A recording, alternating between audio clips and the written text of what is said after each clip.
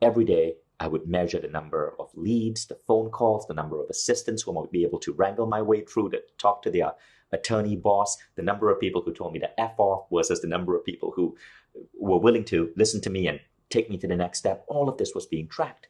And I decided to try one of the techniques I learned. Okay, now, back then, we used the yellow pages. I had to go to the San Francisco Public Library, check out the yellow pages. My territory was cities like San Antonio, Texas, and then I had to call every lawyer from A to Z. But this time I tried something different. I simply held my hand on the yellow pages, let my hands move down, and I would get an impulse on who to call. And I only called the lawyers where I felt this intuitive impulse. Overnight, my sales doubled.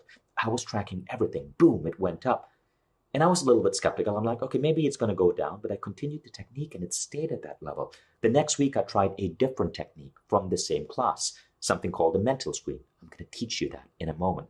And again, my sales went up. Then I tried another technique, the 3 scenes technique. And again, my sales came up. I'm going to teach you that too. And before I knew it, 4 months had elapsed. I'd been promoted 3 times.